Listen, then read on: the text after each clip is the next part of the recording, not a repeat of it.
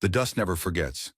In Raven Hollow, they said a widow couldn't stand against wolves in men's clothing, that no woman, no matter how sharp her aim or steady her heart, could take back what ruthless men stole. But when they came for Eleanor Kane's only remaining family, her horse and her pride, they made the gravest mistake of all. They left her breathing. And in the Wild West, a woman with nothing left is the most dangerous thing of all. The wind was merciless that morning. It tore across Hollow Creek like a thief in the night, rattling loose shutters and howling through splintered fences. Dust clung to everything: the broken windows of the old saloon, the cracked church bell that hadn't rung in years, and the boots of the woman who stood alone at the edge of her barren land.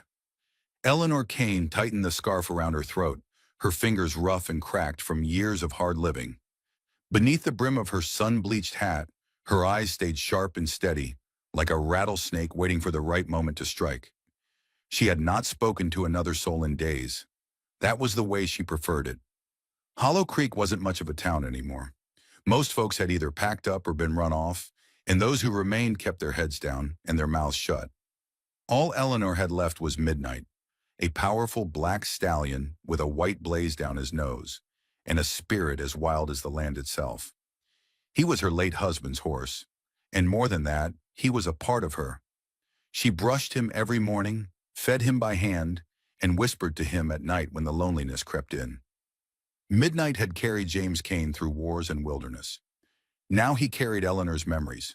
But even memories weren't safe anymore. The first sign of trouble came as nothing more than dust on the horizon. Eleanor squinted, her gut twisting.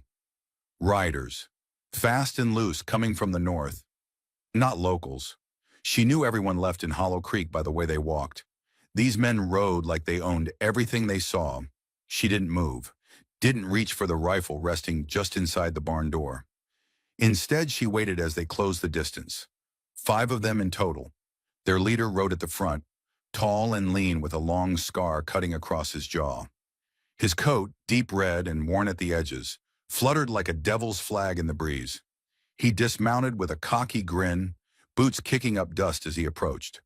"Morning, ma'am," he said, tipping his hat as though this was some polite social call. Eleanor's voice came low and cool. "I ain't in the habit of receiving strangers." The man laughed, revealing yellow teeth. "Name's Voss Mercer," he said, eyes roaming lazily over the property. "My boys and I are just passing through. Thought maybe we'd water the horses, share a drink, be neighborly." Eleanor stayed silent, her fingers curling into fists at her sides. Voss's smile faded a touch. He gestured toward Midnight, who stood quietly behind the gate, muscles taut beneath his glossy coat. "That's a fine animal. Army bred, ain't he?" Eleanor didn't answer. Voss clicked his tongue. "Tell you what, I'll make you an offer. That horse for safe passage. Fair deal, right?" Her jaw tightened. "Midnight ain't for sale." Voss's face darkened. "Wasn't asking, darlin'." Before she could reach for the rifle, 2 of his men shoved past her, kicking open the corral gate. Midnight reared and screamed, kicking wildly as they threw ropes around his neck. Eleanor lunged forward, but a heavy hand caught her by the collar and threw her down hard. Her head hit the dirt. The sky spun. By the time her vision cleared, Voss was already in the saddle, Midnight fighting beneath him but powerless against the cruel bit and rough hands. "You take care now, widow," Voss said with a cruel smirk, then spurred Midnight hard. The sound of hooves faded, leaving Eleanor choking on dust and rage. By nightfall, the entire town had heard what happened. Eleanor stormed into the saloon, blood drying on her cheek, fury burning in her chest. Men turned away from her gaze. Women whispered. Sheriff Caleb Hart barely looked up from his whiskey. "They took Midnight," Eleanor said, her voice cracking. "I need a posse." Caleb shook his head slowly. "No one's riding, Eleanor. Let it go. Ain't worth dying over a damn horse." Eleanor's fist slammed onto the table. "That horse is all I have left." The sheriff's eyes stayed cold. "Then you're better off forgetting." The room fell silent. No one spoke. No one stood. She left without another word, the weight of their cowardice pressing heavy on her shoulders. That night, the ranch was quieter than ever. Eleanor sat at her worn kitchen table, staring at the revolver laid out before her. An old photograph rested beside it. Her and James, younger, fearless, faces smudged with trail dust, arms slung casually around each other. She ran a thumb over James's face, feeling the old ache settle deep in her bones. "They took him from me," she whispered to the empty room. "And now they've taken you too." Her eyes hardened. "No more." Eleanor stood, her movements precise and sure. She gathered supplies, cartridges, rope, canteens, and strapped on the revolver with practiced ease. The mirror caught her reflection as she passed. Not a widow anymore. Not tonight. A rider, a hunter, a storm waiting to break. Before dawn, she saddled her old mule, dusty, slow but sure. The rifle rested across her lap. Midnight's trail was still fresh, cutting west through the wild country where law meant nothing and survival meant everything. Eleanor rode without looking back. No one would help her. No one would stand beside her. So she would become what Hollow Creek feared most, a woman with nothing left to lose. The land beyond Hollow Creek didn't welcome strangers. It tested them, burned them by day, froze them by night, and whispered cruel stories into their ears while they slept uneasy under stars that felt too far away.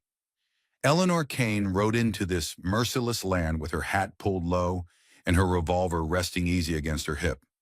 She followed the trail like a bloodhound on a scent. Voss Mercer and his Red Ridge boys weren't subtle men. Their horses churned up dust, broke brush, and left empty whiskey bottles in their wake. Eleanor tracked every careless sign with steady eyes and a slow, relentless pace. On the second day, she found what the desert did to careless men. Near Dry Bone Crossing, a rider lay sprawled in the sand, buzzards already circling above. His face was gray and sunken, lips cracked and bloody. Eleanor dismounted, crouched beside the corpse, and tugged at his torn shirt. An arrow jutted from the man's ribs. Clean shot, deep and merciless. Eleanor didn't need much to understand the story here. The tribes, Apache maybe, or Comanche. This was their land after all, and Voss Mercer had likely barged through it the same way he'd barged into her ranch. Arrogant, loud, and disrespectful. "They're hunting you now, too," Eleanor murmured to the dead man. She left him where he fell, offering a quiet nod to the spirits before pushing forward. By sunset, she reached Bitterwell, a ghost stop long since abandoned by travelers smart enough to stay clear.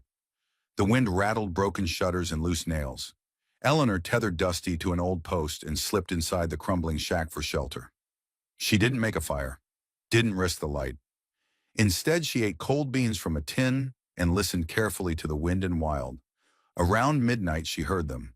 Voices, men, close. She moved like a shadow to the cracked doorway and peered out. 4 riders. Voss wasn't among them, but she knew their faces from the ambush. They laughed too loud, swigged from flasks, and talked about towns they'd burned and women they'd frightened. "Voss is gonna sell that stallion up at Devil's Hollow," one slurred. "Reckon some Mexican trader'll pay good for a beast like that." Eleanor's jaw tightened. They planned to sell Midnight, strip him from memory and turn him into nothing but silver coins and dust. Her stomach twisted, but her hands stayed steady. She waited, watched, listened. When they finally staggered to sleep, too drunk and cocky to post a watch, Eleanor made her move. She slipped from the shadows with her revolver drawn. By dawn, 3 were dead. The 4th, a boy no older than 19, wept as she pressed cold iron against his temple. "I'll let you live if you tell me where Voss is headed," she said quietly. The boy stammered, tears streaking through dust on his cheeks. North. Devil's Hollow. Said he'd be king up there. New start. New name." She stepped back, lowering her gun. "Ride south and don't ever cross me again." The boy fled fast, spurring his horse until he was nothing but dust. Eleanor didn't watch him go. She already had her eyes north. By the time she reached Devil's Hollow, the sun had turned cruel. The canyon walls baked the earth and shimmered like forged steel. Eleanor stood on the ridge and looked down at the camp sprawled lazily below. Voss and his men were at ease. They thought they were safe now. The black stallion, Midnight, was tied cruelly to a hitching post, his head low, sides heaving. Eleanor's heart clenched, but her face stayed stone cold. She wasn't coming down there like a ghost from their nightmares. Number she was coming like judgment itself. She moved swiftly, using the cliffs to stay hidden. By nightfall, she'd rigged traps along the canyon's edge. Rocks poised to fall, brush soaked in oil, and a trail of gunpowder snaking through the dust like a waiting serpent. By the time the moon climbed high, Eleanor had crafted a battlefield. She waited until Voss stood, stretching near the fire, and then she lit the fuse. The night exploded in chaos. Fire roared across the dry brush, lighting the camp in unnatural, hellish color. Horses screamed, men cursed. One tried to flee and met a hail of falling rocks. Another stumbled straight into Eleanor's sights and fell with a shot between the eyes. Eleanor moved without mercy, each step measured and deliberate. She fought like she had when James rode beside her, with precision and fury braided into one. Voss tried to rally his men, but they were already broken. As the last of them fell or fled, he grabbed Midnight's reins and tried to mount. Eleanor stepped into the firelight then, shotgun leveled. "Get off my horse," she said flatly. Voss froze, eyes wide. "Eleanor Kane, you can't—" The shotgun roared. He flew backward, hitting the dirt hard, the reins slipping from his fingers. Midnight whinnied, dancing sideways. Eleanor was on him in an instant, whispering soft comfort until he calmed, trusting her again like he always had. Voss groaned, clutching his shattered leg. "You, bitch." Eleanor stared down at him, her eyes hollow of pity. "You don't get to say my name," she said, then walked away, leaving him there among the ashes in silence. She didn't look back when the coyotes came. The ride home didn't feel like victory. Midnight's hooves fell soft against the broken trails of Devil's Hollow, but Eleanor Kane's shoulders carried the weight of every shot fired, every man who would never see the sunrise again. She rode in silence, letting the cool night wind pull at her duster and sweep away the smoke still clinging to her hair. Midnight was calm beneath her, his breath even, his dark coat gleaming faintly under the stars. In the old days, she might have felt triumph. She would have let the legend of Eleanor Kane ride ahead of her, filling saloons and camps with whispers before she ever crossed town lines. Not now. Now she only felt the ache behind her ribs. A space where James used to be, where laughter and morning coffee once made the long days bearable. Revenge didn't fill it. Justice didn't soothe it. Only the rhythm of the trail, steady and eternal, gave her something to lean on. By dawn, the hills flattened out into familiar plains. The air grew softer, warmer. She passed landmarks she'd known since girlhood. Widow's Bluff, the dry creek bed with the hollow oak, and the broken wagon wheel left as a warning long ago to those who thought the land forgiving. Dusty followed behind, his steps sure and steady. Eleanor had tethered the mule loosely to Midnight's saddle. Despite the blood and fire they'd walked through, he hadn't flinched once. There was comfort in that. By midday, Raven Hollow lay ahead. It looked smaller than she remembered. Towns always did when you returned after cutting through hell. Smoke curled lazily from chimneys. The blacksmith pounded metal that sang down empty alleys. The saloon doors swung soft in the breeze. No gunshots, no screams.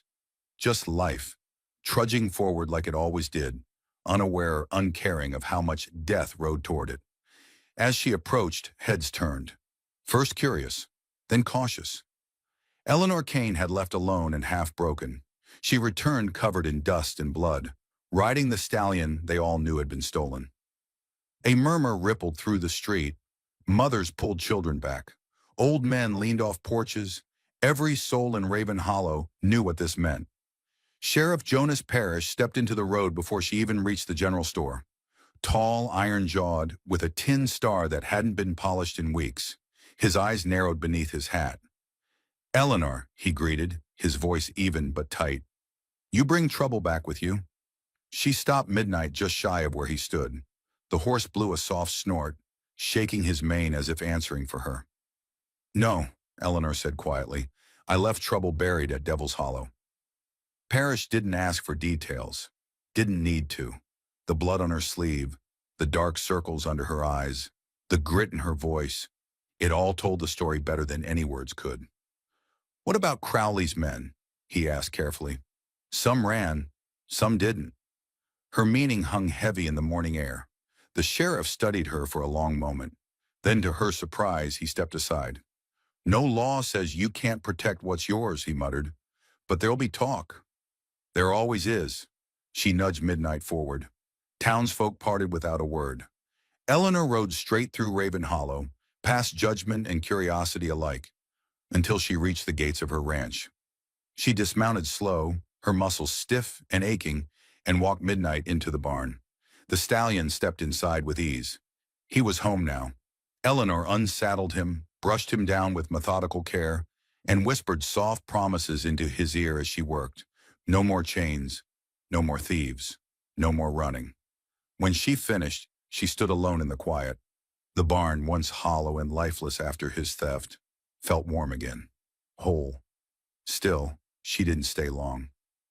That afternoon, Eleanor packed lightly, a rifle, a revolver, spare ammunition. She left the heavy grief behind. That was James's part of this land, and she would no longer tie herself to ghosts. As the sun began to fall, painting the sky with bruised purples and gold, she saddled Midnight once more. Dusty stayed behind, content to rest after his loyal journey. Eleanor rode out not toward town or safety, but west. Always west. She left no note, no explanation, only the knowledge burned into the town's gossip and memory that Eleanor Kane had ridden into Devil's Hollow alone and come back a legend. The coyotes sang her farewell in the distance. The wind carried her story down the plains, and Raven Hollow, like all places in the frontier, knew better than to ask questions about women who rode away into dying light with justice behind them, and the dust whispering their names like prayer and warning alike. The wind never softened west of Raven Hollow. It cut deeper, carried further, and spoke in voices Eleanor Kane knew too well. She rode steady through canyons, chiseled by time, and rivers long run dry. Midnight was tireless beneath her, each stride pushing them further from everything soft. Ahead was only wild country, a land without mercy, where lawmen rarely rode and killers carved kingdoms from fear. Eleanor hadn't intended to chase the wind again. She thought Devil's Hollow would be the end of it, that stripping Crowley bare and sending him crawling east would close the book. But stories didn't end when you thought they would. They ended when the land itself decided it was done with you. By the second week on the trail, the sign started. First, a rider from Black Timber Junction passed her without offering the usual nod or greeting. His eyes had darted past her to the rifle strapped tight to Midnight's saddle, then lower to the iron at her hip. He'd muttered something under his breath and kicked his horse faster, leaving Eleanor staring after him, uneasy. 2 nights later, at a trading post south of Red Creek, a barkeep poured her whiskey with shaking hands. He didn't ask her name, didn't want to, but he slipped up when he said, "You don't look much like they say." Eleanor paused. "Like who says?" she asked quietly. The barkeep froze, then backpedaled. "Nothing. Just folks passing through. Been talking, that's all." But she heard the truth in it. Crowley's humiliation had spread. Faster than horse or telegram, the story had ridden the lips of cowards and mercenaries, growing taller with every telling. The widow of Raven Hollow, the gun witch, the death rider in dust. Men didn't just speak of her deeds, they twisted them. Some said she'd gunned down Crowley after making him beg. Others whispered she'd hunted each man of the Red Dust Riders down one by one, carving tally marks into their bones. Eleanor knew how such stories lived. They became warnings for some, invitations for others. By the 4th week, invitations came. The first was a bounty hunter named Felix Granger. She caught him tailing her 2 days north of the Lost Mesa. Young, eager, stupid, brave. He came at her fast with a 6-shooter and a silver tongue. He never drew a second time. The second was worse. 3 men wearing red kerchiefs and riding lean, hungry Mustangs. They came at dawn, circling like wolves. Midnight kicked hard when they closed in, but Eleanor was faster. She shot one clean off his horse, grazed another in the leg, and watched the third turn tail before sunrise. The bodies she buried herself, beneath shale and coyote tracks. The message, however, was clear as blood and snow. Killing Crowley hadn't finished the war. It had lit a signal fire. Every drifter, bounty hunter, and half-wit gunman west of the Rio Grande now knew her name. To them, she wasn't a woman who took back her horse. She was a prize, a legend to be tested, broken, and sold. Eleanor rode on. Days bled into nights, meals into memories. Sleep came shallow, dreamless. The only constant was midnight and the tightening ache in her jaw every time she passed another burned-out camp or faded wanted poster flapping in the wind. She avoided towns after that. Trust had grown thin as creek water. Instead, she followed forgotten trails, through old mining shafts, across ridge lines where vultures floated lazy and patient, and along dry gulches that hadn't tasted rain in years. Somewhere in the space between towns and the edge of maps, she found others like herself. A one-eyed Lakota scout named Tall Elk, who shared dried meat by firelight, but asked nothing of her past. A widow named Cass, living alone in the charred shell of her homestead, who offered Eleanor warm bread in exchange for shooting the rattlers nesting near her well. And a boy no older than 12, with a knife too big for his hand, who pointed her west when asked about a gang, riding under Crowley's old colors. "They ain't done with you," he'd said simply, eyes wide with something like respect. "They want to wear your bones like a story." Eleanor had simply nodded. She knew what it meant to be hunted, to be turned into myth before you were ready. But myths were lies dressed up in campfire songs. She wasn't invincible. She wasn't magic. She was just good, better than them. And that, she figured, would have to be enough. On the 31st morning since Raven Hollow, Eleanor Kane rode over a ridge and spotted the camp. Dozens of men, more than she expected. They wore mixed colors, some the faded red of Crowley's riders, others black and bone white, faces hidden beneath scarves and bandanas. Their fires burned high, horses restless, guns everywhere. At their center, like a throne carved from violence, sat Silas Crowley, Jeb's older brother, a meaner, crueler breed, not driven by greed or ego like his brother, but by vengeance, cold and quiet. He wasn't laughing. He wasn't drinking. He was waiting. For her. Eleanor dismounted slowly. Midnight snorted, sensing the tension. She patted his flank and whispered low, "Stay close, but stay smart, old friend." Her revolver sat easy in her hand. Her eyes, sharp as broken glass, scanned every inch of the canyon. The wind, that faithful and cruel companion, picked up once again. It carried dust and dread in equal parts, curling around Eleanor like an omen. This wasn't just a fight anymore. This was the reckoning, and Eleanor Kane, the widow, the gun witch, the ghost in the dust, intended to finish what the Red Dust Riders had started, one last time. Silence crushed the canyon as Eleanor stepped into view. Not a bird sang, not a man dared speak. Only the crackle of fire and the lazy snort of restless horses cut the tension. Silas Crowley stood slowly, his frame thick and solid as an old oak. He wore black from neck to boot, save for the crimson sash tied around his left arm, a faded tribute to the brother she'd disgraced. His face, older and more brutal than Jeb's, was carved from stone, the kind of man who didn't gamble or boast. He just broke things. "Thought you'd come sooner," he said, voice low as a coffin lid closing. Eleanor stopped just outside the reach of their rifles. Her hand rested casual-like on her belt, though every muscle in her body was drawn tight as a bowstring. "I had dust to eat and cowards to bury," she replied evenly. Silas didn't smile. He motioned, and the gang spread out like carrion birds, circling slow and deliberate. Dozens of them, some drunk on fear, others hungry for blood. "Last chance, Kane," Silas offered, his tone devoid of mockery. "Drop your iron, kneel. Maybe I'll let you crawl back east in one piece." Eleanor's eyes scanned the camp. She counted every gun hand, every twitchy trigger finger, every loaded glance. "You boys always talk this much before dying?" she asked softly. The moment snapped like a whip. Silas drew fast, faster than a man his size should, but Eleanor was already moving. She dove sideways as the canyon exploded in gunfire. Her Colt barked twice. Two men fell, clutching their chests, faces stunned as if death had come too sudden for prayer. Midnight reared behind her, hooves slashing the dirt, before bolting toward the horses tied on the far end of camp. Eleanor had trusted him to know his job. Spook their mounts, scatter the lines. Without horses, these men wouldn't chase anyone. She rolled behind an overturned crate as bullets slammed into the wood, splinters stinging her cheek. "Flank her!" one of Silas's men bellowed. Eleanor stayed low and patient. One breath. Two. The third breath she let out slow as she stood and shot left, hitting a man mid-sprint. The gang pressed forward, wild and clumsy in their eagerness. But Eleanor fought like a woman who'd already died once. Her movements were lean and lethal. She darted between tents, laid traps without thinking, kicked over oil lamps, sent fire licking at canvas and crates.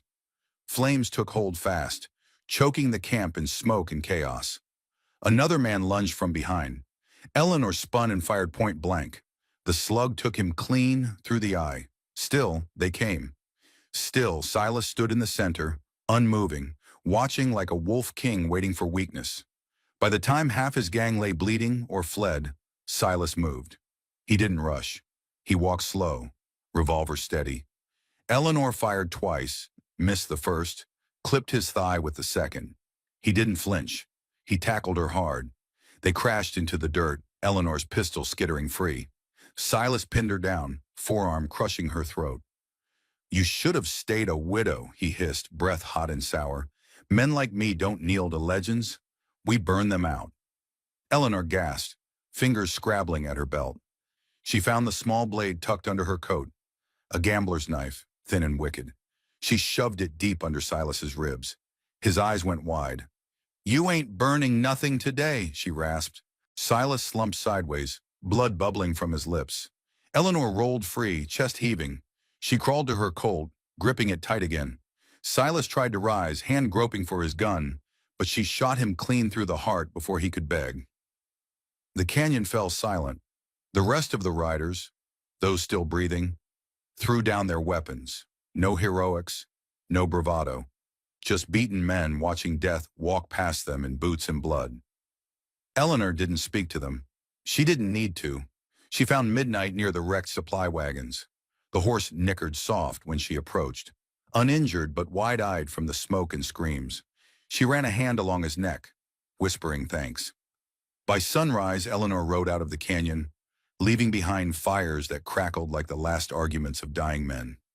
The bodies would rot, the dust would cover the blood, and someday, no doubt, another outlaw crew would make camp here, never knowing the ground beneath them had drunk the blood of kings. But for now it was done. The war Silas wanted ended not with glory, but with silence. Eleanor rode into Raven Hollow at dusk. The sky burned gold behind her, dragging long shadows across the dust-choked street. Midnight's hooves sounded slow and steady on the packed dirt, the sound carrying far in the breathless quiet. No one came out to meet her at first, but behind shutters and cracked doors, faces appeared. Worn faces, fearful faces. Farmers, wives, barkeeps.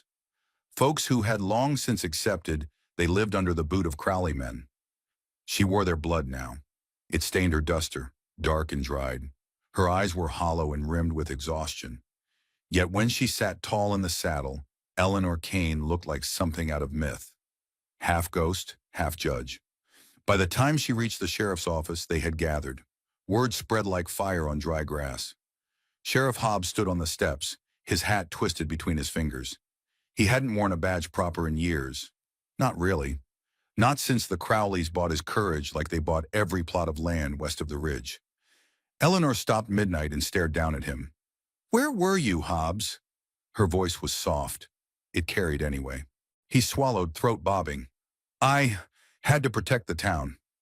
The town's been bleeding while you looked away." She dismounted slow, the leather creaking as she landed light as dust. "I buried Crowley's war up in Devil's Ridge. The debt's paid." Murmurs rippled through the crowd. Someone whispered her name. Not Kane, not widow, Eleanor. "You're done hiding behind bastards with guns." She stepped forward, eyes burning. The rest fled or fell. Silas Crowley's dead. If any man here thinks to carry his name forward... She let the threat hang. No one stepped forward. No one dared. Hobbs, sweat slick on his brow, licked his lips. "What now, Eleanor?" She took a long moment, letting the question twist in the cool evening air. She could feel the town leaning on that answer. You run your town, fair. She glanced at Hobbs, letting him know his time wearing tin was over. You raise your families without fear. You trade honest, and you look after each other like neighbors should. Her hand slid to the revolver at her hip, resting there like a reminder. But if Crowley's shade rises again, she let her gaze sweep over every face. You send for me, or someone like me, because I won't be here. A hush fell then, not fearful this time, reverent, grateful. Eleanor walked midnight through town slowly after that. No cheers followed, no songs, just quiet nods, and in some cases tears. Folks reached for her, hesitant and aching, as if touching her would make them braver. She left them with hope. That was enough. By the time Eleanor reached the ranch at the edge of town, the moon was climbing. Midnight drank deep at the trough while she unsaddled him with slow, tender movements. Ghost's old halter still hung in the barn. She touched it once, letting her hand rest there. In the house, she lit a single lamp. The place smelled faintly of dust and wildflowers, left by kind souls who had come while she was gone. The photograph of her late husband still stood on the mantel. Eleanor poured herself a drink and sat heavy at the table. The badge she'd once worn still rested in her coat pocket. She took it out and set it down before her. She could stay. The thought was as heavy as the whiskey burning down her throat. She could hang her hat for good this time. Put down the gun. Grow old in the land James loved. But the road whispered. Out beyond Raven Hollow, other towns suffered under other names. Other widows wept for what was taken from them. Other men like Silas Crowley filled graveyards and emptied homes. Eleanor Kane had tasted vengeance, but justice still rode hungry. By morning she packed light, the shotgun, the Colt, and enough supplies to ride hard for a week. She left the badge behind, not because it was meaningless, but because this time she didn't need a piece of tin to tell her who she was. She was the reckoning that came when good folk whispered, someone ought to do something. By sunrise she was gone. Raven Hollow woke to find only hoof prints in the dirt and a legend in her place. Some say she headed north, others claim west. But those who remember Eleanor Kane, the widow who ended a war and walked away, swear to this day, when the wind howls through Devil's Ridge and then the coyotes cry out like mourning ghosts, you can hear spurs jangling, steady as judgment, carrying a promise. She'll ride again, if ever needed. Some say Eleanor vanished into the horizon for good. Others claim they still hear her spurs on the wind whenever justice goes unanswered. But what do you think? If Raven Hollow needed her again, would she return? Tell us below. Would you call upon Eleanor Kane if trouble came knocking at your door? We're reading every single comment.